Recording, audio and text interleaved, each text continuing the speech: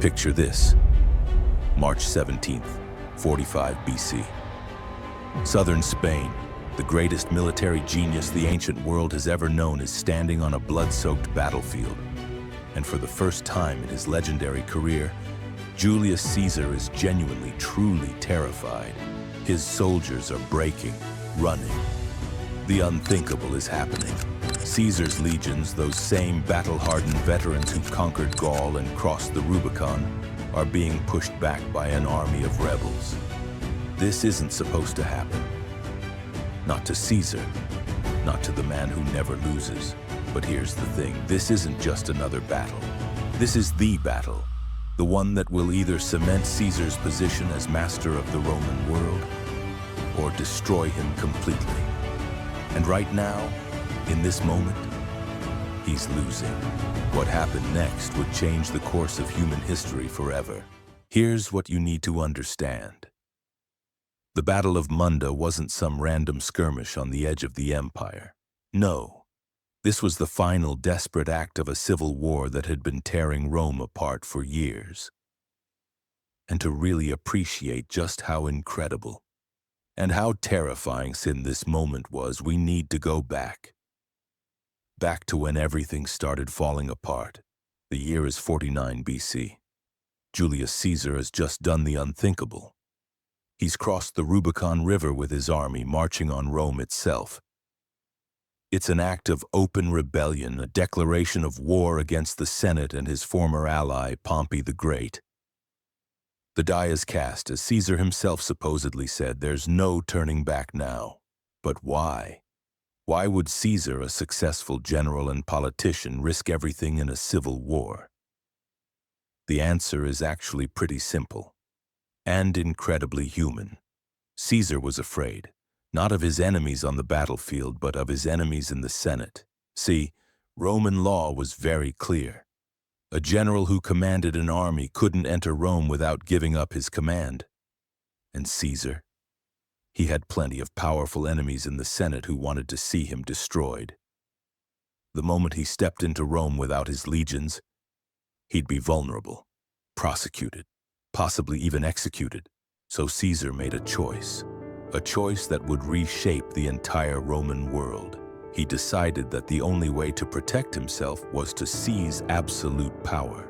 Now you might be thinking, didn't Caesar win that civil war pretty quickly? And you'd be right. Sort of. The first phase of the Civil War was almost shockingly one-sided. Caesar moved with his characteristic speed and brilliance. He chased Pompey across the Mediterranean. He cornered him in Greece. And at the Battle of Pharsalus in 48 BC, Caesar absolutely crushed Pompey's larger army. Pompey fled to Egypt, where he was murdered, betrayed by the very people he thought would help him. Victory, right? Caesar won. Time to go home and rule Rome. But we're getting ahead of ourselves, and because what's about to unfold is even more incredible. See, here's the thing about civil wars. They don't really end when one side defeats the other. They end when one side completely, utterly eliminates the other. And Pompey's supporters? They weren't done fighting. Not even close. Pompey's sons, Gnaeus and Sextus Pompey, escaped to Spain. And they took with them something incredibly dangerous. Hope. Hope that they could rebuild. Hope that they could avenge their father. Hope that they could stop Caesar's march to absolute power. And honestly, they had reason to hope. Spain was Pompeian territory. Pompey the Great had spent years building political connections there, winning loyalty, creating a power base. The Spanish tribes respected the Pompey name. The Roman settlers in Spain remembered Pompey's generosity and his glory. If you're going to rebuild a resistance movement against Caesar, Spain is where you do it. So that's exactly what Pompey's sons did. They gathered an army. Not just any army either. This was a force of 13 legions. That's somewhere around 65,000 men, plus auxiliary troops, cavalry, and local Spanish warriors. It was a massive force, experienced, well-equipped, motivated by revenge and loyalty. Here's what's absolutely incredible. Many of these soldiers were actually Caesar's former men, veterans who had served under him in Gaul, who had crossed the Rubicon with him, who had fought at Pharsalus. But when Caesar started acting more like a king than a Roman general, when he began sleeping with Cleopatra and accepting honors that felt a little too much like monarchy, well, some of his own soldiers got nervous. They defected to the Pompeians, bringing their experience and their knowledge of Caesar's tactics with them. Can you imagine what that must have felt like for Caesar? To know that men who once called him imperator, commander, were now preparing to fight against him, using everything he'd taught them. Meanwhile, back in Rome, Caesar was dealing with problems that no military genius could solve with a sword. The city was restless. The Senate was resentful. Caesar had been declared dictator, but that title came with a timer. Roman dictatorships were supposed to be temporary, emergency powers granted for a specific crisis, then relinquished. But Caesar? He wasn't giving up power. He couldn't afford to. And the people? The Roman people were getting tired. Tired of civil war, tired of instability, tired of watching Roman soldiers kill other Roman soldiers while the Republic crumbled around them. They wanted peace. They wanted normalcy. They wanted to know that tomorrow would look something like yesterday. Caesar understood this. He was many things, ambitious, ruthless, brilliant, but he wasn't stupid. He knew that if he didn't end this war quickly and decisively, his whole project would collapse. The Roman people would turn on him. His own supporters would abandon him. Everything he'd fought for would mean nothing. So in late 46 BC, Caesar made his decision. He would go to Spain himself, he would personally lead the campaign against Pompey's sons, and he would end this war once and for all. But here's the shocking truth. Caesar was exhausted. He was 55 years old, which in the ancient world was old, really old. He'd spent years campaigning in Gaul, fighting in brutal winter conditions, dealing with constant political pressure. He'd nearly drowned crossing a river in a storm. He suffered from what we think were epileptic seizures. His health was failing and everyone could see it. His closest advisors begged him not to go. "Let someone else handle Spain," they said. "Stay in Rome, consolidate your power, rest." But Caesar couldn't. He wouldn't. This was personal now. This was about proving that Caesar was still Caesar, the unstoppable force, the ultimate warrior, the man who simply did not lose. The stage was set, but no one could have predicted what was coming. Trouble was brewing. December 46 BC. Caesar arrives in Spain with 8 legions, about 40,000 men. Now, here's where it gets interesting. Caesar's army was smaller than the Pompeian force, but it had something the rebels didn't: Caesar himself. The mere fact that the old general had come to Spain in person sent a message. This wasn't going to be another proxy war, another campaign run by a subordinate. This was Caesar personally coming to finish what he started. But you can imagine how Caesar must have felt when he saw the situation on the ground. The Pompeians weren't just sitting around waiting to be defeated. No, they'd been busy. Really busy. They'd fortified cities across southern Spain. They'd won the support of local tribes. They'd trained their troops relentlessly.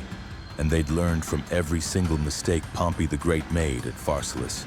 The Pompeian army was led by Gnaeus Pompey the Younger, and here's something you need to understand about this guy. He wasn't his father. Pompey the Great was a political genius, a master of alliance building, a man who could command respect through presence alone. But Gnaeus was a soldier, a hard, brutal, uncompromising soldier who understood one thing: how to make Caesar's life absolutely miserable. And that's when everything started to fall apart. Caesar's initial plan was straightforward: march through Spain, bring the Pompeians to battle, crush them with superior tactics, go home victorious. Simple, right? Except the Pompeians weren't cooperating. They avoided pitched battles. They harassed Caesar's supply lines. They retreated into fortified positions. They made Caesar chase them across difficult terrain in the middle of winter.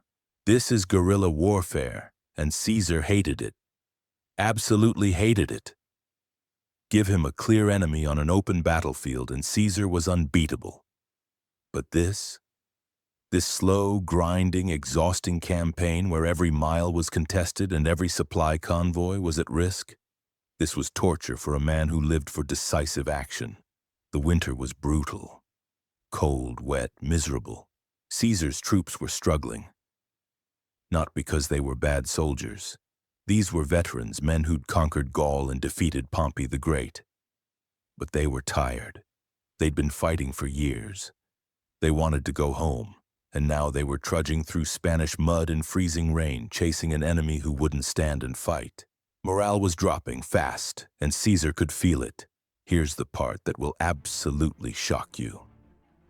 Caesar was getting desperate. Yes, Caesar. The man who always had a plan, who always seemed 3 steps ahead of everyone else. For the first time in his career, Caesar didn't know what to do. The Pompeians were winning the war of attrition, and Caesar's legendary confidence was starting to crack. His officers started grumbling. Quietly at first, then more openly. Some of them suggested retreat. "We'll come back in spring," they said, "when the weather's better, when the men are rested." But Caesar couldn't retreat. A retreat would be seen as a defeat, and Caesar couldn't afford to be seen as defeatable. Not now. Not when his entire position depended on the myth of his invincibility. So Caesar did what Caesar always did when things got tough. He pushed forward, harder, faster, more aggressively. In early March 45 BC, Caesar finally got what he'd been wanting. Intelligence that the Pompeian army was moving. They were marching toward the town of Munda in southern Spain, and this time they seemed willing to fight. Now this is where things get crazy. Caesar didn't wait, didn't plan carefully, didn't send scouts ahead to assess the situation. He just moved, fast. He force-marched his legions toward Munda, covering ground at a pace that exhausted his already tired men. But Caesar didn't care. He needed this battle. He needed to end this war before it ended him. March 17, 45 BC. Caesar's scouts reported that the Pompeian army was drawn up for battle on a ridge near Munda. And here's where Caesar made his first critical mistake.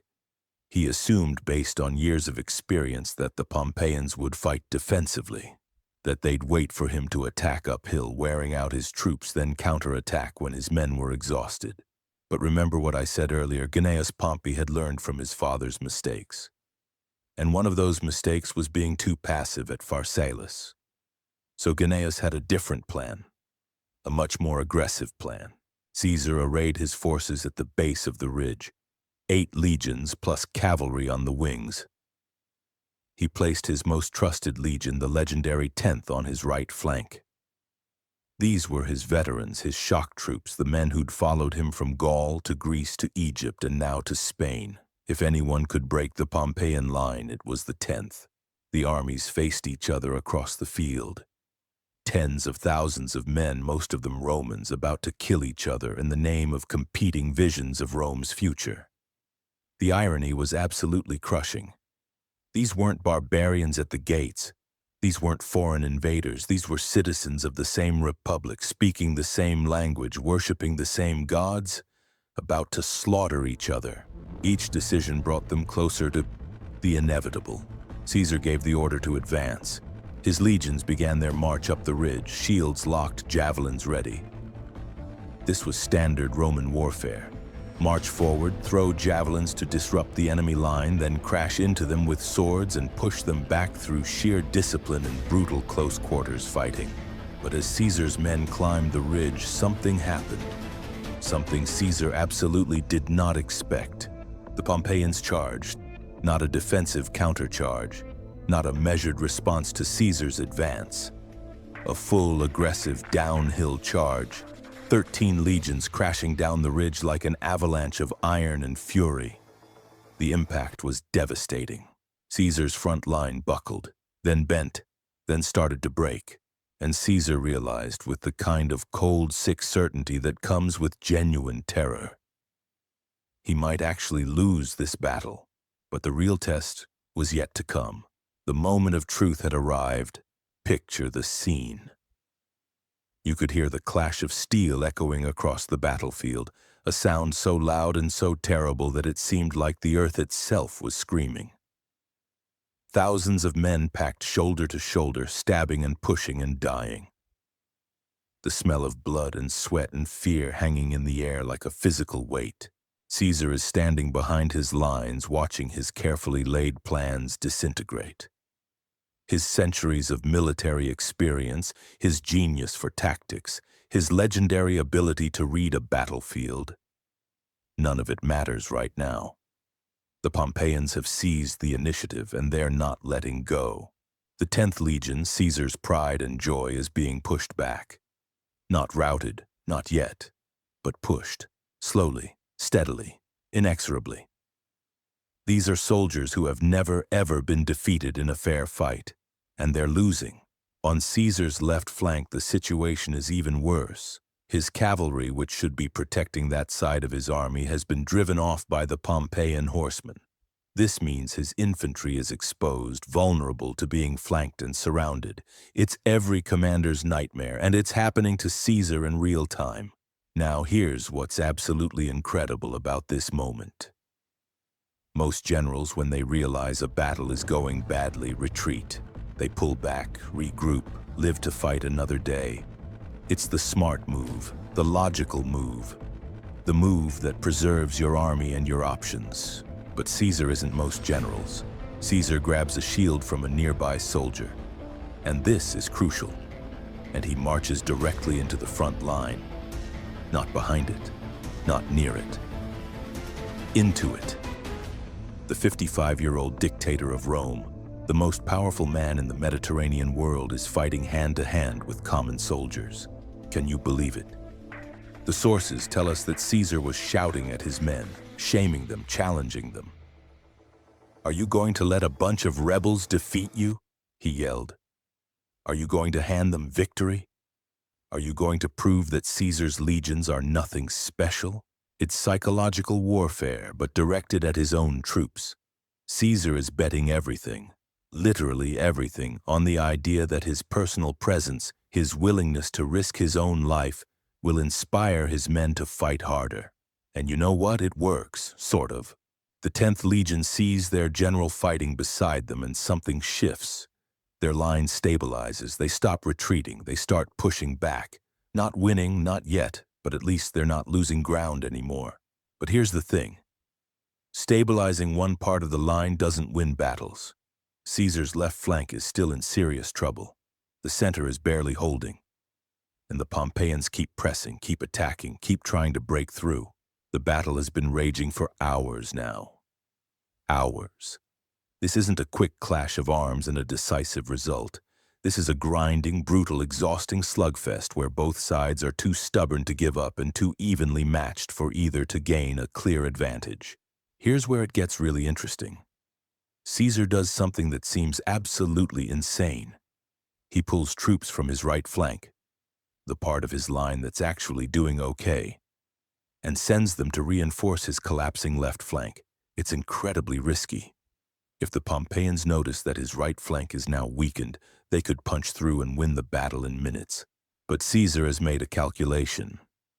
A desperate calculation. He's realized that he can't win this battle through standard tactics. He can't outfight the Pompeians in a straightforward brawl, so he's trying something different, something creative, something dangerous. He's betting that he can stabilize his left flank before his right flank collapses. It's a race against time, and the clock is not in Caesar's favor. Meanwhile, and remember this detail, the Pompeians are actually winning. By any objective measure, they're winning. They've seized the initiative. They've pushed Caesar's forces back. They've maintained their position on the high ground. If the battle ended right now, historians would call it a Pompeian victory. But the battle isn't ending. And that's where the Pompeians make their first mistake. See, winning a battle isn't just about pushing the enemy back. It's about breaking them, making them run, turning an orderly retreat into a panicked rout. And the Pompeians, they can't quite do it. Caesar's legions are bending, but they're not breaking. They're retreating, but they're not running. They're maintaining their discipline even in the face of overwhelming pressure. And discipline in ancient warfare is everything. Caesar's reinforcements reach his left flank, and the line firms up. Not much, not dramatically, but enough. Enough to stop the Pompeian advance. Enough to buy Caesar time. But time for what? That's the question everyone on that battlefield is asking. Time for what? Caesar has another card to play, one last trick up his bloodied sleeve. You're probably wondering, how could this get any worse? Well, Caesar's cavalry, the horsemen who were driven off earlier, haven't left the battlefield. They've been regrouping, reforming, preparing for another charge, and Caesar has sent them a message. Attack the Pompeian rear, now! This is brilliant. Absolutely brilliant. If the cavalry can get behind the Pompeian lines, they can create chaos. Force the Pompeians to fight in two directions at once. Maybe, just maybe, turn this disaster into something resembling a victory. But there's a problem. A big problem. The Pompeian cavalry is still out there, still organized, still dangerous. If Caesar's horsemen try to ride around to attack the rear, they'll have to fight their way through. And there's no guarantee they'll succeed. Caesar is asking his cavalry to perform a near-impossible maneuver in the middle of a desperate battle. He's asking them to be heroes, to save not just the battle, but possibly the entire Roman Republic. And incredibly, they try. Caesar's cavalry commander, a man whose name history has mostly forgotten, which is a genuine tragedy, leads his horsemen in a wide flanking maneuver. They ride hard, avoiding the Pompeian cavalry where they can, fighting through them where they must. It's chaotic, it's bloody, it's terrifying. But it works. Caesar's cavalry reaches the Pompeian rear and charges. Not a huge force, not enough to actually defeat the Pompeian army on their own, but enough to create confusion. Enough to make the Pompeian commanders worry. Enough to force them to pull troops from the front line to deal with this new threat. And that's when everything changes. The moment the Pompeians start pulling troops from their front line, Caesar's infantry sees it. They feel the pressure ease. And they do what veterans do when they sense weakness in the enemy. They attack. The 10th Legion, bloodied but unbroken, surges forward. Not a wild charge, a controlled, disciplined advance, shields locked, swords striking in perfect rhythm. This is what Roman legions are designed to do. This is what they've trained for their entire military lives. The Pompeian line, which had been pressing forward for hours, suddenly finds itself being pressed back. At first just a little, then more, then a lot. And here's what nobody expected. The Pompeian line starts to crack. Not everywhere, not all at once, but in key places. Veteran soldiers who'd been fighting for hours, who'd been winning for hours, suddenly start to panic. They look around and see Caesar's cavalry behind them. They feel Caesar's infantry pushing them back. They hear their officers shouting contradictory orders, and they start to think the unthinkable. We might lose this. That thought, once it takes root, spreads like wildfire. One soldier breaks and runs, then 10, then 100. And suddenly, the Pompeian retreat turns into something uglier. Something unstoppable. A rout, but Caesar had no idea what was waiting for him. Because this battle wasn't over yet. Not even close. And what happened in the next few minutes would determine the fate of the entire Roman world. But here's the shocking part. Even in victory, this battle would cost Caesar something he could never get back. Things were about to get much, much worse. Now here's what you need to understand about ancient battles. When a line breaks and soldiers start running, that's when the real killing begins. An organized army can defend itself, can protect its members, can retreat in good order. But a panicked mob, that's just target practice for the pursuing army. And Caesar's men were pursuing, hard. The Pompeian soldiers were running downhill now. The same hill they'd charged down with such confidence hours earlier, but running downhill in full armor, exhausted from hours of fighting, terrified of the enemy behind you. That's how soldiers die. By the thousands, Caesar's legions caught them, cut them down, showed no mercy. This wasn't just military necessity, this was revenge. These Pompeian soldiers were Romans, yes, but they were Romans who'd rejected Caesar, who'd fought against everything he stood for, who'd prolonged a civil war that everyone was sick of. Caesar's men had feelings about that. The slaughter was horrific. Sources tell us that 30,000 Pompeian soldiers died that day. 30,000, out of an army of maybe 70,000 total. That's almost half. Gone. Dead on a Spanish hillside in a battle that never should have happened. But here's where the story gets even darker. You know what? If you're as fascinated by this incredible story as I am, consider subscribing. It genuinely helps us bring more of these untold stories of empires, battles, and human drama to life. Trust me, the best part is still coming. Now, where were we? Oh, right. The moment that would define Caesar's legacy forever. Gnaeus Pompey, the Pompeian commander, escaped the battlefield. Barely. He rode hard with a handful of loyal followers, trying to reach the fortified city of Cordoba where he could regroup and rebuild. But Caesar wasn't letting him go. Not this time. Not after everything that had happened. Caesar sent his fastest cavalry after Gnaeus. "Find him," Caesar ordered. "Bring him to me, alive if possible, dead if necessary." Here's what's absolutely incredible. Caesar was exhausted. He'd just fought and won one of the most difficult battles of his entire career. A battle he'd nearly lost. A battle that had pushed him closer to defeat than he'd ever been. And now, instead of resting, instead of celebrating, instead of letting his men recover, he was immediately launching a pursuit operation. This is Caesar at his most relentless, his most driven, his most terrifying, honestly. The cavalry found Gnaeus within days, cornered him, and killed him. His head was cut off and brought back to Caesar as proof. It's brutal, it's grim, but that's how Roman civil wars ended. Total, complete, absolute victory.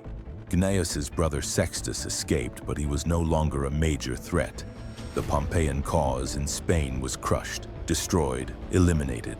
But let me tell you something that doesn't get talked about enough. Caesar's victory at Munda wasn't glorious. It wasn't the kind of triumph that gets immortalized in triumphal arches and heroic statues. It was ugly, desperate, closer to a disaster than a masterpiece, Caesar himself apparently said afterward. And this is one of the few times we have a direct quote that's probably accurate. "I have often fought for victory, but this is the first time I have fought for my life." Think about that. Caesar, the man who'd conquered Gaul and defeated Pompey the Great and crossed the Rubicon, admitting that he'd nearly died at Munda. Admitting that he'd been truly, genuinely terrified. That's not the Caesar of legend. That's not the invincible general. That's a human being who just barely survived the worst day of his military career. And here's something else that's rarely discussed. Caesar's casualties at Munda were enormous. We don't have exact numbers, but historians estimate that he lost somewhere between 5,000 to 8,000 men. That might not sound like much compared to the Pompeian losses, but remember, these were Caesar's veteran legionaries. Irreplaceable soldiers who'd been with him for years. Men who'd fought in Gaul and Greece and Egypt. Gone, dead. Wasted in a civil war that could have been avoided. Caesar knew it too. The sources tell us that after the battle, Caesar toured the battlefield and saw the bodies of Roman soldiers stretched across the hillside, and he reportedly broke down. Just for a moment. Just long enough for his humanity to show through the armor of ambition and ruthlessness. But then the moment passed. Caesar was Caesar again, and there was work to do. The aftermath of Munda was brutal. Not just the battle itself, but what came after. Caesar's orders were clear: no mercy for the defeated. The cities that had supported the Pompeians were to be punished, harshly, decisively, completely. Towns were sacked, leaders were executed, property was confiscated. Caesar wanted to send a message to anyone who might think about rebelling in the future. This is what happens when you oppose me. It worked. The message was received, but at what cost? See, the thing about ruling through fear is that it works until it doesn't. Caesar was making enemies faster than he was making friends. For every rebel he crushed, he created 10 more people who resented his power, who feared his ambition, who wondered where all this was leading. But Caesar couldn't stop. He couldn't afford to be merciful, not now. Not when his entire position depended on being seen as invincible, untouchable, unstoppable. He returned to Rome later in 45 BC as the undisputed master of the Roman world. The civil wars were over. Caesar had won, completely, totally, absolutely. The Senate heaped honors upon him. He was named Dictator Perpetuo, dictator in perpetuity, basically dictator for life. His face appeared on coins, which was unprecedented for a living Roman. Temples were dedicated to him. Statues were erected in his honor. He was given the power to appoint magistrates, control the treasury, command all of Rome's armies. He was, in everything but name, a king. And that was the problem. Because Romans hated kings, hated them with a passion that went back to the founding of the Republic 500 years earlier. The whole point of Rome, the entire reason the Republic existed, was to prevent any one man from having the kind of power Caesar now held. But Caesar didn't see it that way. Or maybe he did and he just didn't care. He'd fought too hard, sacrificed too much, risked too often to give up power now. He'd earned this, he believed. Rome needed him. Without Caesar, there would be more civil war, more chaos, more bloodshed. He was probably right. But that didn't make it any less terrifying to the traditional Roman elite. Little did he know. This decision would seal his fate, because less than a year after Munda, on the Ides of March 44 BC, a group of senators would surround Caesar in the theater of Pompey and stab him 23 times. They killed him in the name of the Republic, in the name of freedom, in the name of preventing tyranny. And they did it in a theater named after Pompey the Great, Caesar's old enemy. The irony would have made Caesar laugh, if he'd survived to appreciate it. This is it, the moment we've been building to. But we need to zoom out for a second, step back from the blood and the politics and really look at what Munda meant. Because this battle wasn't just another victory in Caesar's long career of victories.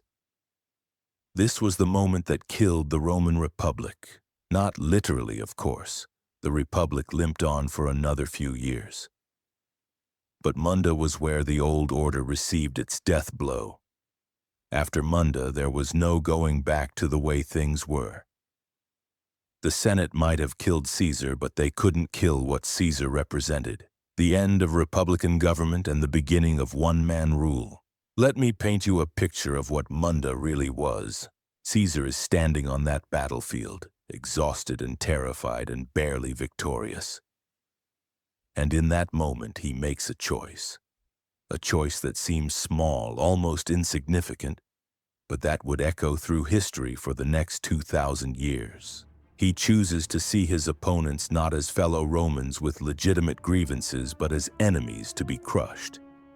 He chooses power over reconciliation, domination over compromise, fear over love. It's understandable, honestly. Caesar had tried being merciful before. After defeating Pompey the Great at Pharsalus, Caesar had been remarkably generous to the defeated. He pardoned his enemies, welcomed them back into public life, tried to heal the wounds of civil war. And what did it get him? Those same people he pardoned went to Spain and raised another army against him. So at Munda, Caesar decides no more mercy, no more second chances. From now on, it's total victory or total destruction. And that choice is what ultimately kills him. Here's the part that will absolutely blow your mind. The conspiracy to assassinate Caesar wasn't led by his old enemies. It wasn't the hardcore Pompeians or the traditionalist senators who'd opposed him from the start. No, the conspiracy was led by men Caesar had pardoned, men he'd forgiven, men he'd welcomed into his inner circle. Brutus, Cassius, Casca. These weren't outsiders. These were men Caesar trusted, men who'd fought for Pompey, been defeated, been forgiven by Caesar, and who then decided that Caesar's ambition had to be stopped at any cost. The tragic irony is almost too much to bear. Caesar won the civil war. He crushed his enemies. He became the most powerful man in the Roman world, and it was all for nothing, because the very power that made him invincible also made him intolerable. But let's go back to Munda itself. Let's think about that battle from different perspectives. From Caesar's perspective, Munda is the culmination of everything he'd been working toward. It's proof that he's still the greatest general alive. That age and illness haven't dulled his edge. That he can still win when the odds are against him. It's personal validation on a massive scale. But from the perspective of his soldiers, Munda is a nightmare. They've just fought the hardest battle of their lives against fellow Romans. They've seen their friends die. They've killed men who speak their language and worship their gods. And for what? To make Caesar king in all but name? That's not what they signed up for when they joined the legions. From the perspective of the Pompeian soldiers who died on that hillside, Munda is a tragedy. These were men fighting for what they believed was right, fighting to preserve the Republic against a would-be tyrant. They lost, and they died, and history would mostly forget them because history is written by winners. And from the perspective of the Roman people back in Rome, waiting for news of the battle, Munda is exhausting. Just exhausting. Another battle. Another 20,000 Romans dead. Another year of instability and fear. When does it end? When can life go back to normal? The answer, terrifyingly, is never. Life is never going back to normal. Munda is the point of no return. Now here's something fascinating that often gets overlooked. Munda changed how Romans thought about civil war. Before Caesar, civil wars were seen as temporary crises. Unfortunate but necessary conflicts to settle important questions, after which everyone would shake hands and get back to business. But after Munda, after years of Romans killing Romans with no end in sight, people started to realize that civil war wasn't a temporary crisis. It was the new normal. The Republic, as it had existed for 500 years, was dead. The question was no longer, how do we preserve the Republic, but what comes next? Caesar thought he was the answer. He thought that strong one-man rule backed by military power was the only way to bring stability to Rome. And you know what? He might have been right. But the Romans weren't ready to accept that answer. Not yet. It would take another 13 years of civil war after Caesar's assassination before the Romans finally reluctantly accepted one-man rule under Caesar's adopted heir, Octavian, later known as Augustus. But I'm getting ahead of myself. Let's go back to that battlefield at Munda. The sun is setting. The fighting is over. 30,000 men are dead or dying. Caesar's army is victorious but devastated. The Pompeian resistance is crushed but not eliminated. And Caesar is alive but changed. The sources tell us that Caesar celebrated his victory at Munda, but the celebration was muted. There were no grand speeches about glory, no proud declarations of manifest destiny. Just relief. Relief that he'd survived. Relief that it was over. Relief that he could finally stop fighting. Except it wasn't over, not really, because the damage had been done. Caesar returned to Rome carrying the psychological scars of Munda. He'd looked into the abyss of defeat and barely pulled himself back. He'd seen his legendary invincibility stripped away, if only for a few terrifying hours. And that changed him, made him more paranoid, more suspicious, more convinced that he needed absolute power to survive. This is the Caesar who would refuse a crown offered by Mark Antony 3 times in public, but accept every honor and power the Senate could heap upon him in private. This is the Caesar who would disband his personal bodyguard, claiming he didn't need protection, while simultaneously making enemies of half the Senate. This is the Caesar who believed that showing weakness was more dangerous than being hated. And in a way, he was right. Because the moment Caesar showed vulnerability, the moment people saw that he could be beaten, that's when the knives came out. Literally, the conspiracy that killed Caesar began forming in late 45 BC, just months after Munda. And here's what's truly incredible. It wasn't about policy. It wasn't about specific laws or reforms or military campaigns. It was about one simple, terrifying fact. Caesar had too much power, and he showed no signs of giving it up. The conspirators convinced themselves they were saving the Republic, striking a blow for freedom, preventing tyranny. And maybe in their own minds, they were. But what they were really doing was guaranteeing that Rome would descend into another round of brutal civil war. Because that's the thing about political violence. It never ends with just one death. Kill a tyrant and you create a power vacuum. Create a power vacuum and ambitious men rush to fill it. And then you have war again. More blood, more chaos, more Romans killing Romans. The conspirators didn't understand this. Or maybe they did and they just didn't care. They were so focused on stopping Caesar that they didn't think about what came after Caesar. But here's the tragic truth. Munda guaranteed Caesar's assassination. Not because of anything that happened during the battle itself, but because of what the battle represented. It represented Caesar's refusal to accept defeat. His willingness to risk everything, his army, his reputation, his life, rather than compromise or negotiate or share power.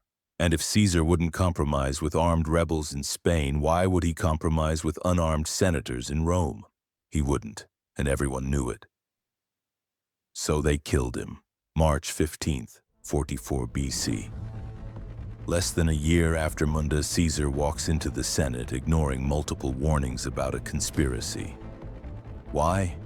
Because Caesar doesn't believe anyone would dare attack him. Not after everything he's accomplished, not after all his victories, not after Munda proved he was still the greatest general alive. But that's exactly why they kill him. Because he's the greatest general alive, because he has too much power, because there's no legal, peaceful way to remove him. 23 stab wounds. Caesar falls at the feet of Pompey's statue. The irony is so thick you could cut it with one of those same bloody knives. And then, chaos. Exactly the chaos the conspirators should have anticipated but somehow didn't. In the silence that followed, picture the scene in Rome after Caesar's assassination. The streets are in turmoil. Some people are celebrating. Finally, the tyrant is dead. Others are horrified. They just murdered the most powerful man in Rome. And most people are just confused. What happens now? Who's in charge? Is there going to be another civil war? Spoiler alert, yes. Yes, there's going to be another civil war. But here's where we need to talk about what Munda actually accomplished. Because on the surface, Munda ended the civil war between Caesar and the Pompeians. Mission accomplished, right? Wrong. So incredibly wrong. What Munda actually did was eliminate the last organized opposition to Caesar's rule. It removed any remaining checks on his power. It proved that military force could overcome political legitimacy. And it taught a generation of ambitious Romans a dangerous lesson. The way to win in Roman politics is through armies, not arguments. Caesar's adopted heir, Octavian, that shy, sickly teenager who would become Augustus, was watching Munda from afar. He saw how Caesar won absolute power through military victory. And he learned, oh, how he learned. When Octavian finally defeated Mark Antony and Cleopatra 30 years later, and became Rome's first emperor, he was essentially following the playbook Caesar wrote at Munda. Win the military victory, crush all opposition, establish absolute power. The only difference was that Octavian was smarter about the optics. He pretended to restore the Republic while actually creating a monarchy. He learned from Caesar's mistakes, but let's zoom out even further. What did Munda mean for the average Roman, the person living in Rome or Italy or the provinces who just wanted to live their life in peace? For them, Munda was the moment they realized that peace only came through submission, that the only way to stop the killing was to accept one-man rule, that the Republic, that beautiful idea of shared governance and balanced power, was dead. Not murdered by Caesar exactly, but worn down, exhausted, made obsolete by decades of political dysfunction and military strongmen. Here's something that doesn't get talked about enough. The generation of Romans who lived through the civil wars, from Caesar's crossing of the Rubicon in 49 BC to Octavian's final victory in 30 BC, experienced nearly 20 years of intermittent warfare. 20 years, that's an entire generation that grew up knowing nothing but conflict. By the time Augustus finally brought lasting peace, those Romans were so tired, so exhausted, so desperate for stability that they were willing to accept anything. A king? Sure, fine, whatever. Just make it stop. Just give us peace. And that's Caesar's real legacy. Not his military victories, not his political reforms, not even his assassination. His legacy is proving that Romans would trade freedom for security, that they would accept autocracy if it came wrapped in the language of tradition and stability. Munda was where that trade became inevitable. Now, what happened to the survivors? The men who fought at Munda and lived to tell the tale. Caesar's veterans were rewarded, of course. Land, money, honors. They'd earned it, Caesar believed. They'd saved him when he was losing. They'd proven their loyalty in the most extreme circumstances possible. Caesar took care of his soldiers. Always. But many of those same veterans would end up fighting in yet another civil war after Caesar's death. Some would fight for Octavian, some for Mark Antony. Some would switch sides multiple times, because that's what civil war does. It creates a class of professional soldiers whose only skill is fighting and who will fight for whoever pays them. The Pompeian survivors? Those who weren't executed had to flee, find new lives in the provinces, hide their identities, live with the knowledge that they'd bet on the wrong side and lost everything. Sextus Pompey, Gnaeus's brother, who escaped from Munda, actually managed to cause Caesar's heirs significant trouble for years. He built a fleet, controlled Sicily, and disrupted Rome's grain supply. It wasn't until 36 BC, 9 years after Munda, that he was finally defeated and killed. Even in defeat, the Pompeian cause refused to die easily. Here's what's fascinating. If you could go back and talk to the soldiers at Munda on both sides and ask them, was it worth it? What do you think they'd say? The Caesarian soldiers might say, yes, they won. They survived. They got their rewards. But they also had to live with the knowledge that they'd killed fellow Romans, that they'd helped create a dictatorship, that their victory led to Caesar's assassination and another round of civil war. The Pompeian soldiers who died, we'll never know what they would have said. But the ones who survived and had to live as fugitives and exiles, I imagine many of them regretted ever taking up arms. I imagine they wished they'd stayed home, accepted Caesar's victory, and lived quiet lives. But that's the thing about civil wars. You don't get to sit them out. You don't get to be neutral. Eventually, everyone has to pick a side, and picking wrong can cost you everything.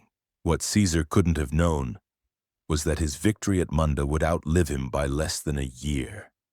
That all his careful planning, all his military genius, all his political maneuvering would end with him bleeding out on the Senate floor.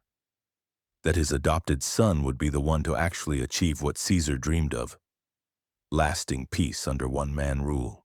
Caesar won every battle but lost the war for his own survival. And Munda? Munda was the battle that proved he could win, and the victory that guaranteed he would lose. Looking back across the centuries, the Battle of Munda has a strange place in history. It's not celebrated like Alesia, where Caesar conquered Gaul. It's not dramatized like Pharsalus, where Caesar defeated Pompey the Great. It's not mythologized like the crossing of the Rubicon, where Caesar chose ambition over law. Munda is forgotten, mostly. And maybe that's appropriate, because Munda was an ugly, brutal, desperate battle that nobody wanted and that solved nothing in the long run. But here's why Munda matters, why we should remember it and study it and learn from it. Munda was the moment when Caesar's invincibility was revealed as a myth. Oh, he still won, but he won ugly. He won scared. He won by the narrowest of margins, and everyone saw it. Everyone knew that Caesar, the great Caesar, had almost lost. That knowledge changed everything. It made the conspirators bold. It made his enemies hopeful. It made his friends nervous. Because if Caesar could almost lose to a rebel army in Spain, what else might he lose? His grip on power? His life? Turns out, yes, he could lose his life, and did. Here's something that sounds familiar. A powerful leader, convinced of his own righteousness, refuses to compromise with his opponents. He wins militarily but loses politically. He consolidates power in the name of stability but creates resentment and fear. He dismisses threats to his safety because he believes his victories have made him untouchable. And then, he's brought down by the very people he thought he'd defeated. Sound familiar? It should. This pattern has repeated throughout history. Julius Caesar, Napoleon, so many others. The names change, the details vary, but the story stays the same. Power corrupts, absolute power corrupts absolutely. And the refusal to share power, to compromise, to acknowledge limits, that's what gets you killed. Caesar should have learned this lesson from Pompey the Great, his old rival. Pompey had been the most powerful man in Rome before Caesar. He'd won great victories. He'd been celebrated as a hero. And then he overreached, made enemies, refused to compromise, and ended up murdered on a beach in Egypt. Caesar watched all this happen, and he didn't learn the lesson. Or maybe he did learn it, and he just didn't care. Maybe Caesar understood that in the system he was operating in, the only options were absolute victory or absolute destruction. Maybe there was no middle ground, no way to be moderately powerful in Roman politics. Maybe it was rule or die, and Caesar chose to rule for as long as he could. If that's true, then Munda makes perfect sense. It was Caesar choosing to fight, to risk everything, because the alternative, accepting defeat, sharing power, compromising with his enemies, was worse than death. And you know what? He might have been right. Because the senators who killed Caesar, they didn't want to negotiate with him, they didn't want to share power or find common ground. They wanted him dead. Period. So maybe Caesar's paranoia was justified. Maybe his refusal to give up power was the only rational choice in a system where losing power meant losing your life. But that's the tragedy, isn't it? That Roman politics had become so dysfunctional, so violent, so zero-sum that reasonable compromise was impossible. That the only way to win was to win everything. And the only way to lose was to lose everything. Munda didn't create that system. But Munda was a symptom of it, a manifestation of a republic so broken that its greatest general had to fight his own citizens in a desperate battle just to stay alive. The Roman Republic had many problems in its final decades. Corruption, inequality, political gridlock, military strongmen. But the deepest problem was this. Nobody trusted anyone else to hold power. Everyone was convinced that if their enemies won, they would use that power to destroy them. And tragically, they were probably right. So they fought and fought and fought. Until finally, exhausted and desperate, the Roman people accepted Augustus's dictatorship because at least it promised an end to the fighting. That's what Caesar's civil war, and Munda specifically, taught Rome. Peace is more valuable than freedom. Stability is more important than democracy. Survival trumps principles. It's a dark lesson, an uncomfortable lesson, but it's the lesson that Rome learned, and it shaped the next 500 years of Western history. Here's the ultimate question, though. Could it have been different? Could Caesar have won at Munda and then chosen differently? Could he have used his victory to actually heal Rome's divisions instead of deepening them? Maybe, probably not, but maybe. If Caesar had returned from Munda and announced, "I'm giving up my dictatorship, I'm restoring the republic, I'm retiring to private life," would it have worked? Almost certainly not. His enemies would have prosecuted him, his veterans would have felt betrayed, his political supporters would have panicked. The power vacuum would have triggered another crisis. But what if he'd tried? What if instead of accepting perpetual dictatorship, Caesar had said, "I'll serve as consul for 1 year, help stabilize things, then step down"? It would have been incredibly risky. It might have failed. But it also might have given Rome a chance at avoiding the next 13 years of civil war. We'll never know. Caesar chose power, and that choice killed him. Now let me ask you something. Do you think Caesar, looking back, would have made different choices? Knowing that his victory at Munda would lead to his assassination less than a year later? Knowing that his death would trigger another round of civil wars? Knowing that everything he built would be inherited by his adopted son rather than enjoyed by himself? Would he have done it differently? I don't think so. I think Caesar would make the exact same choices because that's who Caesar was. He was a man who couldn't stop, couldn't compromise, couldn't accept anything less than total victory. And that made him magnificent. And that made him terrifying. And that made him ultimately tragic. The Battle of Munda is a story about ambition, about what happens when brilliant people refuse to accept limits, about the cost of victory when victory requires you to become something monstrous. Caesar won at Munda, but in winning he lost something essential. His humanity, maybe, or his judgment, or his sense of proportion. He became the thing he'd been fighting against, a tyrant who couldn't let go of power. And Rome, having suffered through his tyranny and then his assassination, learned a lesson that would shape Western civilization for the next 2,000 years. One-man rule is terrible, but civil war is worse. That's the lesson of Munda. That's what those 30,000 dead Romans on a Spanish hillside died to teach us. I hope we're smart enough to learn it. Because history doesn't repeat itself exactly, but it sure does rhyme. And the pattern of Munda: ambitious leader, desperate battle, Pyrrhic victory, violent downfall. That pattern keeps showing up, century after century, conflict after conflict. The names change, the weapons change, the scale changes, but the human dynamics, those stay the same. Power corrupts, victory blinds, ambition destroys, and nobody, no matter how brilliant or successful or seemingly invincible, is immune to these forces. Caesar wasn't, Pompey wasn't. None of the Romans who tore their republic apart were, and neither are we. So here we are, at the end of this incredible journey through one of history's most overlooked battles. We've watched Caesar nearly lose everything. We've seen 30,000 men die for competing visions of Rome's future. We've traced the chain of events from a desperate battle in Spain to the assassination that shocked the ancient world. And we've tried to understand what it all means. Not just for Rome, but for us today, right now. Because that's the thing about history. It's not just a collection of dates and battles and dead people. It's a mirror. It shows us ourselves, our ambitions, our fears, our capacity for both greatness and terrible, terrible mistakes. The Battle of Munda matters because it shows us what happens when political systems break down, when trust evaporates, when compromise becomes impossible, when the only way to resolve disagreements is through violence. Rome in 45 BC was a society in crisis. Not because Romans were particularly bad people, but because their institutions had failed to evolve with their empire.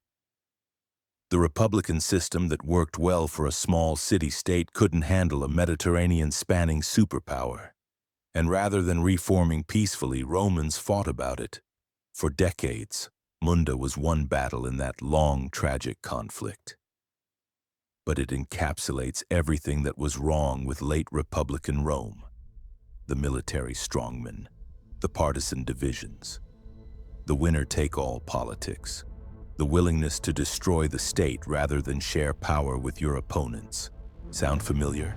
I'm not going to spell out modern parallels because you're smart enough to see them yourselves. Every generation faces some version of the challenges Rome faced. The specifics differ, but the fundamental questions remain. How do we share power peacefully? How do we disagree without demonizing? How do we reform broken institutions before they collapse completely? How do we prevent ambitious individuals from putting their personal power above the common good? Rome failed to answer these questions, and that failure cost them their republic, their freedom, and hundreds of thousands of lives in civil wars. We don't have to make the same mistakes, but we do have to learn the lessons. We have to understand that political violence, once it starts, is incredibly hard to stop. That authoritarian rulers rarely give up power voluntarily. That civil wars don't have winners, only survivors. That the price of stability should never be the surrender of all liberty. Caesar thought he was saving Rome. The senators who killed him thought they were saving Rome. They were both wrong. Rome didn't need a savior. It needed citizens willing to work together, compromise, and put the republic above their personal ambitions. That's true today too, so I have to ask you, and I genuinely want to hear your thoughts on this. Do you think Rome's incredible resilience, its ability to survive civil war after civil war, was born of iron discipline or pure dumb luck? Think about it. The Republic collapsed, but Roman civilization continued for centuries. Was that institutional strength? Or did they just get lucky that Augustus turned out to be a competent ruler instead of another Nero? Which Roman leader do you believe left the strongest, most lasting legacy? Caesar gets all the attention, but Augustus actually created the system that lasted. Pompey was arguably more successful militarily before his downfall. Cicero's ideas influenced Western thought for 2,000 years. Who actually matters most? And here's the big one. What lesson from Caesar's Rome feels most urgently relevant to our world today? Is it the danger of charismatic strongmen? The importance of institutional checks on power? The need for political compromise? The warning about societies divided into irreconcilable factions? I want to know what you think. Drop your thoughts in the comments. Let's have a real conversation about this, because these aren't just ancient questions. These are the questions every generation has to answer. And maybe, just maybe, by understanding how Rome answered them and how badly that went, we can do better. The Battle of Munda was fought over 2,000 years ago on a hillside in Spain that most people have never heard of. But the questions it raises, those are eternal. Those are ours to wrestle with. Those are the challenges that define whether our civilization rises or falls. Caesar won at Munda, and in winning he set in motion the events that would destroy him and transform Rome forever. That's not just history. That's a warning, a lesson, a gift from the past to anyone wise enough to pay attention. So pay attention, learn the lessons, and for the love of all that's holy, don't repeat Rome's mistakes, because we've seen where that road leads, and it's not pretty. Thanks for joining me on this journey through one of history's most fascinating battles. If you found this story as compelling as I did, well, you know what to do. Subscribe, share, keep learning, keep questioning. Keep trying to understand what history can teach us about ourselves. Until next time, remember the lessons of Munda. Remember what happens when ambition overrides wisdom. Remember that no victory is worth destroying your civilization to achieve. Remember Rome, and do better.